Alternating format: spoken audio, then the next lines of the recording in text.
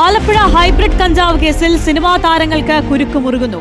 നടന്മാരായ ഷൈൻ ടോം ചാക്കോയ്ക്കും ശ്രീനാഥ് ഭാസിക്കും ചോദ്യം ചെയ്യലിന് ഹാജരാകണമെന്നാവശ്യപ്പെട്ട് excise notice അയച്ചു. ഒരാഴ്ചയ്ക്കുള്ളിൽ ആലപ്പുഴ എക്സൈസ് ആസ്ഥാനത്ത് ഹാജരാകാനാണ് നിർദ്ദേശം.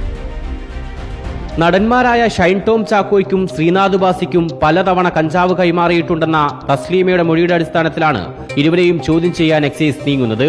ലഹരി ഇടപാടുമായി ബന്ധപ്പെട്ട് താരങ്ങളും മുഖ്യപ്രതി തസ്ലീമയും നടത്തിയ വാട്സപ്പ് ചാറ്റ് അടക്കം തെളിവായി എക്സൈസിന് ലഭിച്ചിട്ടുണ്ട്. ഇക്കാര്യങ്ങളടക്കം നിരത്തിയാവും ചോദ്യം ചെയ്യൽ. ഒരാഴ്ചയ്ക്കുള്ളിൽ അന്വേഷണ ഉദ്യോഗസ്ഥർക്ക് മുൻപിൽ ഹാജരാകണമെന്നാവശ്യപ്പെട്ടാണ് ഇരു താരങ്ങൾക്കും നോട്ടീസ് നൽകിയത്. ലഹരി ഇടപാടിനപ്പുറം താരങ്ങൾക്ക് തസ്ലീമയുമായി അടുത്ത ബന്ധമുണ്ടെന്നും എക്സൈസ് കണ്ടെത്തിയിട്ടുണ്ട്. നിലവിൽ എക്സൈസ് കസ്റ്റഡിയിലുള്ള 3 പ്രതികളുടെ മൊഴിയുടെ കൂടി അടിസ്ഥാനത്തിലാകും താരങ്ങളെ ചോദ്യം ചെയ്യുക.